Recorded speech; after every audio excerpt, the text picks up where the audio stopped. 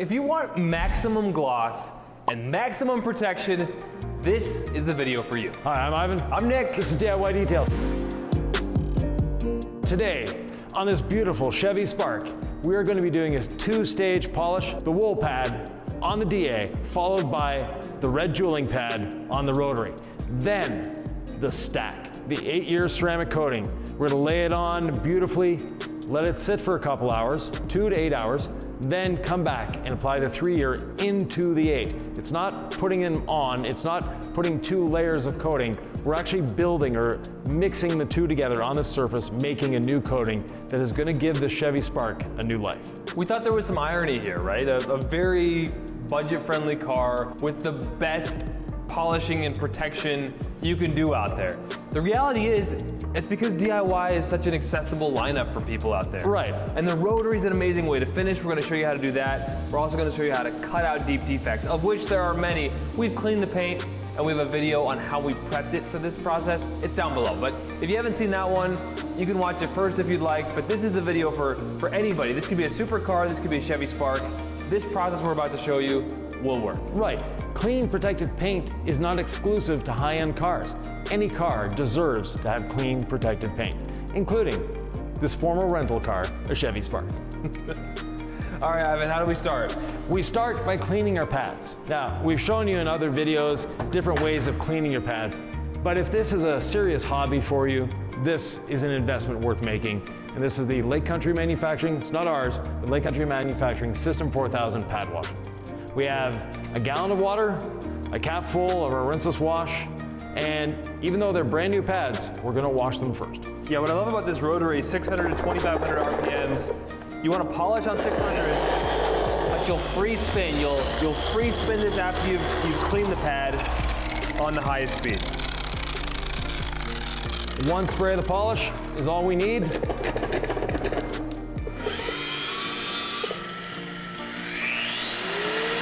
Free spin there at the highest speed setting. Speed 6, 2,500 RPMs, whatever you want to say, and one spray on the pad. Be sure to turn your machine back down to your working speed, which is speed 1 on the Rotary, speed 2 to 3 on the DA. What speed are you going to cut on today? Speed 2. And wool is our aggressive cutting pad. Definitely. So we're going to do a test spot. I'm just going to do this small section of the hood here, and we'll see what it looks like after the wool. So no pressure on the machine whatsoever. I'm letting it do the work for me. I've invested in the machine. I don't need to do any work. I just need to be here to guide it. Think of it as a very faithful employee. You tell it what to do and it does it.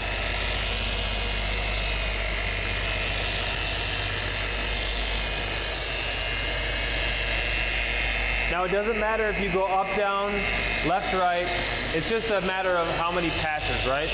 Right, and for a test spot, I like to do 3 passes. So 1 left, right, 1 up, down, 1 left, right. And with that, I know that I've covered everything, and it gives me a baseline. Do I need to do more? Am I good with that? And 3 passes like this is my basic, and then if I see that we need to do a little more, then I might do 4 or 5 passes. There's such a great working time with the gold standard polish that we can do that. I think you've made a fatal mistake. I don't see any tape on the vehicle. No, not a fatal mistake. Now, if this were Instagram, if we're trying to be influencers, then yeah, we'd have that tape line for that perfect 50-50. A tape line, when you do that perfect 50-50, sometimes comes back and bites you in the rear end because it's hard to get rid of that line. Yeah, you have to polish where you put the tape line because it tends to leave a mark. It's just you don't want that. As Ivan grabs a towel, it's worth noting that you can actually polish right over his pass. So I don't have to wipe off the gold standard polish before I go for the Rotary. I do want to see what that wool spot looked like. I'm not going to do any damage here by just doing half of this section with the Rotary. Now speed 1, 600 RPMs, flat pad. As Ivan said, no pressure whatsoever. And with the Rotary jeweling pad, we are just amping up the gloss. We are not going after scratches. I'll be curious to know what my side looks like as well. Well, probably look a little better. Now, I think they're both gonna look good. we have 2 towels. I have a low nap pearl weave towel that I've dunked in our rinseless wash solution, 256:1. And then the other towel is our Korean twist loop towel that will be great for finishing off. And the reason we use the rinseless wash as a, let's say a pre-wipe here, is the surfactants break down the oils in the polish. And yes, it's a water-based polish, but even if they're water-based, they always contain some oils and solvents. Then the dry towel, all it needs to do is dry the rinseless wash. It doesn't have to worry about the polish because the polish is all broken down.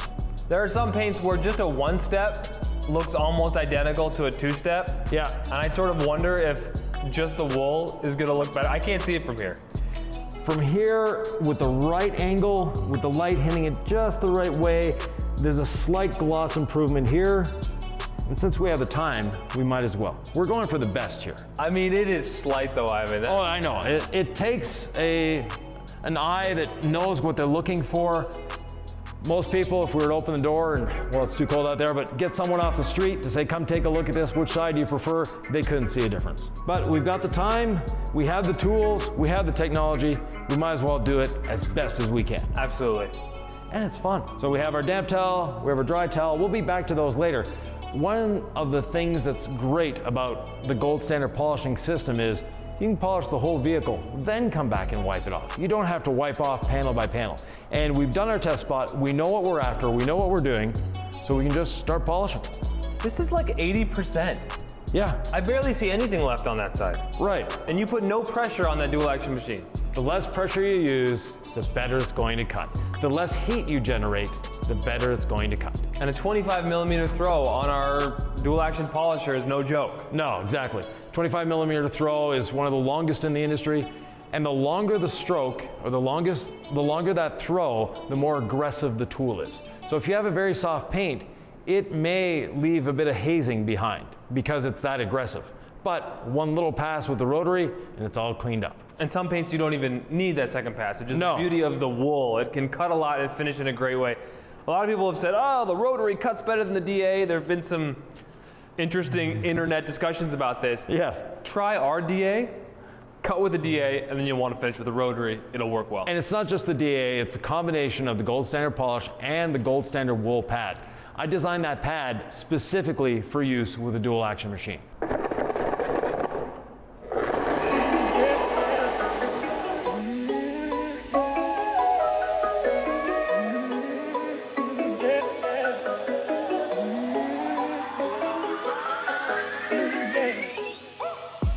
You know, one concern that a lot of people have, Nick, about using a free-spinning DA like this is stalling. And we designed our tool with an 1100 watt motor to help prevent that stalling. So we have actually a heavier counterweight and counter rotating assembly. The motor can handle it, but that extra weight gives us a little extra oomph behind the pad that's gonna maintain that rotation at all times. There are the detail people out there who are going to ask, well, are you just getting some rebranded tool somewhere? Are you getting this from some other name brand? I said, nope. Yvan has a relationship with a company in China. Yeah. And we have spec'd this out to be compatible with our system, right? So what Exactly. is unique about these polishers that you think people should know about? Because we're just getting ready to release these as we record these videos. So 1100 watt motors, they're both actually the same motor, same switch, same cord, same handles, all of that is the same. For us, and for you, that's actually a very good thing, we have less parts to inventory. And we know that they're good quality parts. NSK bearings throughout, so high quality bearings, and we've spec'd everything in here. So yes, you can go to China and buy a polisher for $30 if you want. Or you can go to China and say, I want this, this, this, this, this, and this, and make it this way. And that's what they're doing. We have exceptional cord management on the inside. So when you open the handle up, you don't have all these loose wires everywhere. The wires all have their routes to go to, they're held in. It's a beautiful thing. The brushes are easy to access on the outside. You don't have to take the machine apart. You don't have to take the handle off to access the brushes. The counterweight assembly is machined and balanced. The rotary, now it's what I like to call a double torque. So instead of just having like a grinder, you have the shaft come out with a gear and then you have a bevel gear on the end and then it's going out to the pad. We actually have a secondary set of gears, meaning the motor is actually turning a little faster, but the pad is turning very slowly. what that is doing for us is providing better cooling. So you can run that machine on speed 1 all day long. It's not going to overheat, it's not going to have any problems, it's not going to burn your hands. Because we have great cooling and airflow through the machine. I love it. Off you go.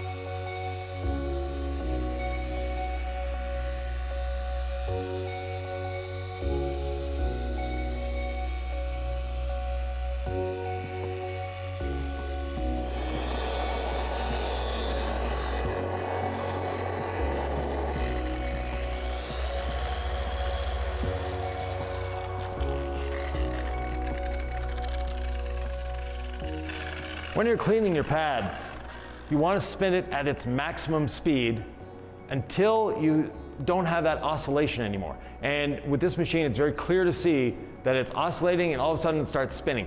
What that means is now my pad is perfectly balanced to the machine. It's keeping actually a little moisture purposely to get that balance. Once that balance is there, then the machine is going to be nice and smooth and ready to go. With the rotary, it's always smooth. So. Exactly.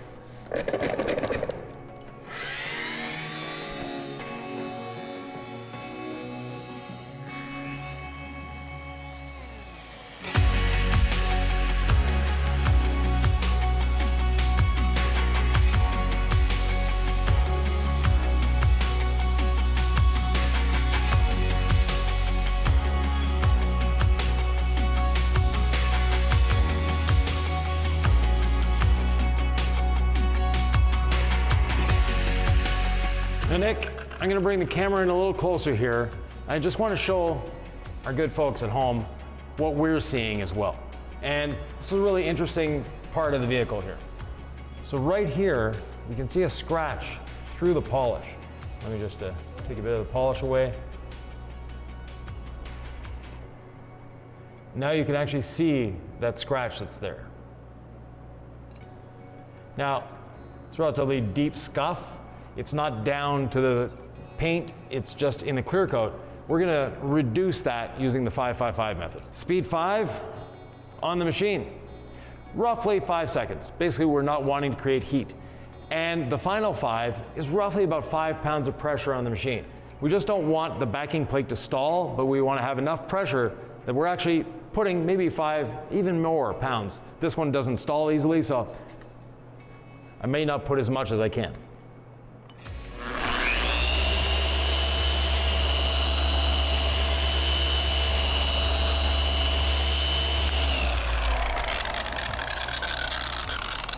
So what this has done, we haven't removed the scratch. It's right there, but we rounded it over and we've gotten rid of the white look that it had before. So you can see it right there.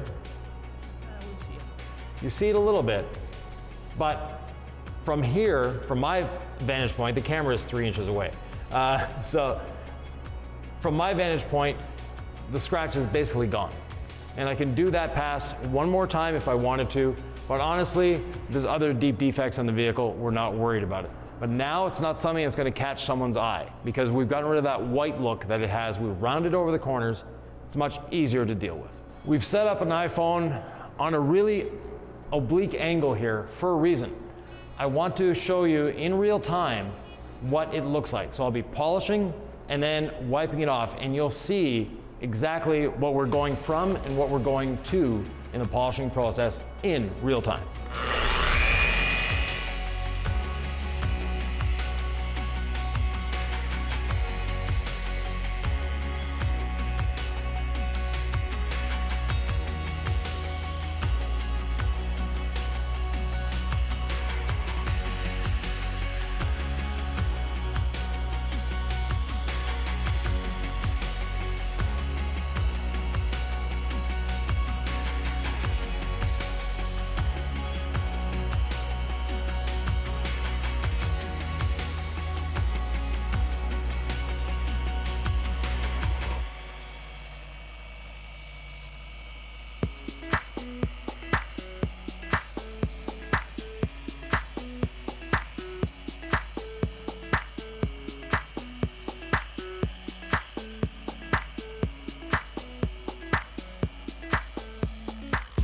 Now that I've done the DA with the wool pad, Nick is going to follow with the rotary.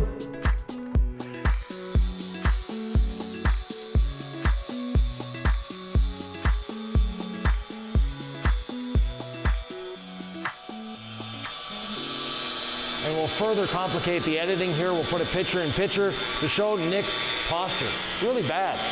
He's leaning over, he's crooked to one side. That's not a good thing. When you're polishing, you want to stand up straight. You don't need to smell the polish. You don't need to be looking at the pad. It says I'm passionate about the job. It says it's passionate, you're passionate about having back pain in 10 years. That's what it tells me. Now, young people like Nick, they don't have an understanding of what back pain can do to a life. So they're like, no big deal. I'll soldier through. Not a good idea. Did you get this as well? No. Okay, I just basically got here. Just the top of the door. Okay, I'm gonna get out of the way of your light there. And rinse a Stampin' towel to get the majority of the polish off. And then our nice twist loop Korean towel in the signature DIY red.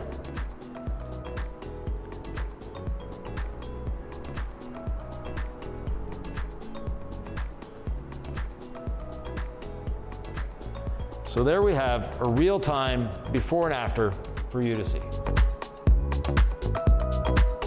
Is it perfect? No.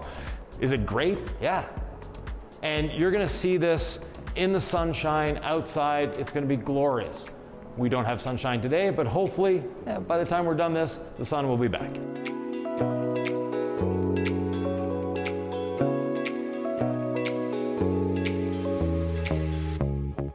Nick, I noticed you got out that old stool.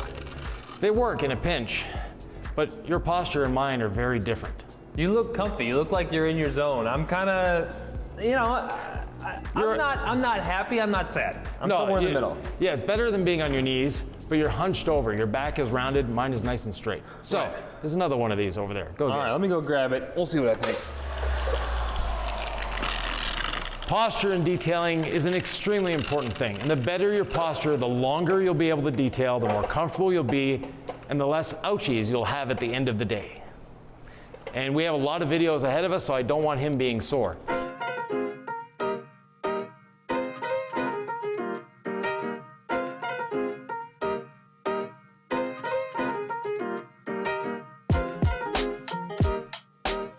I mean, what I like about this Rotary, it feels very balanced to me, and the trigger lock just feels very intuitive. Right, the trigger lock to me is a very important part of a tool because you should always use the trigger lock. Because if your hand is holding the tool and holding that trigger, first of all, it's very hard on your arm, it's very hard on your wrist, but secondly, you lose control of the machine because now your wrist is locked.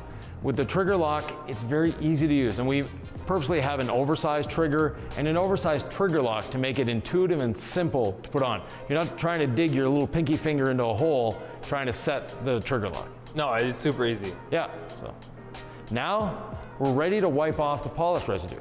And to speed up and to accelerate things, we work as a team. Working as a team has advantages. I did the cutting, Nick did the polishing. Now I'm gonna wipe off the polish residue and Nick is gonna do the paint prep, and we're gonna be through this very quickly.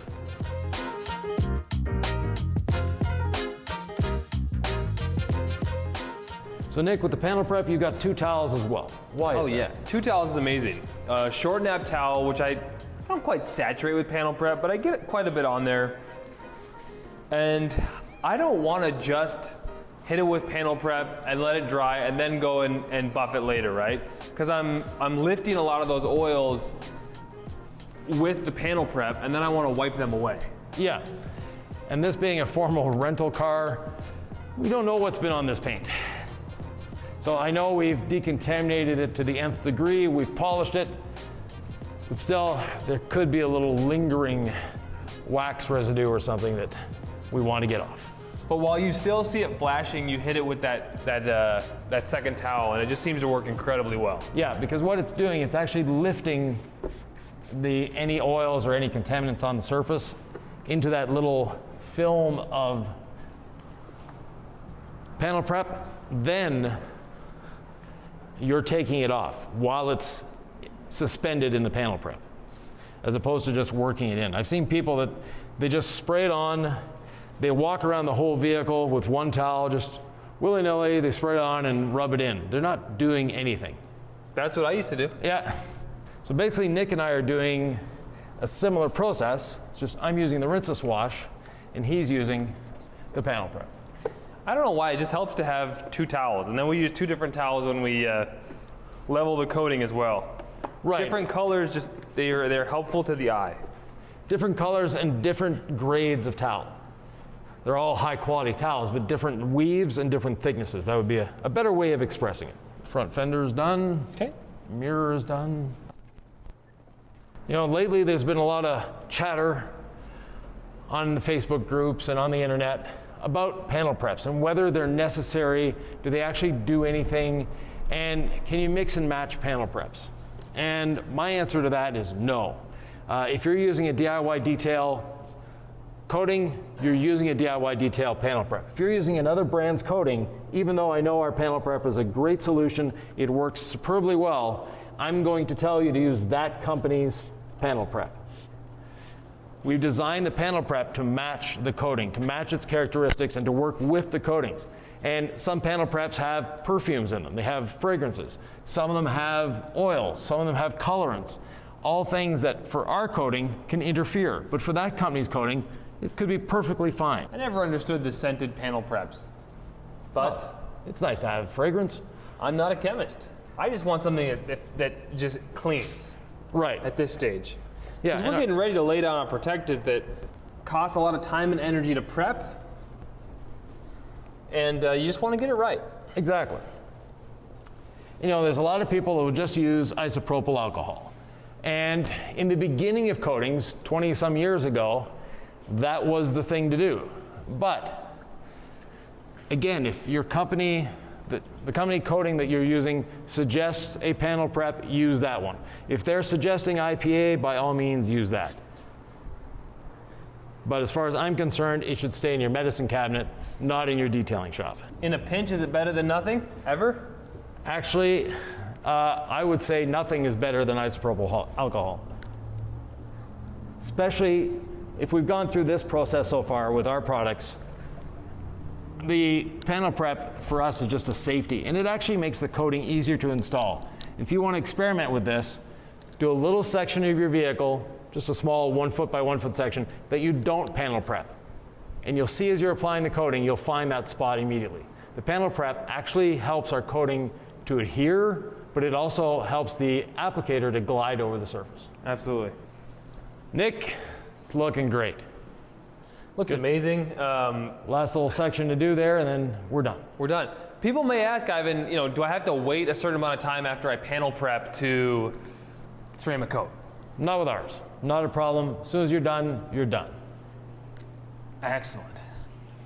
Which means it's time to start with the 8-year coating.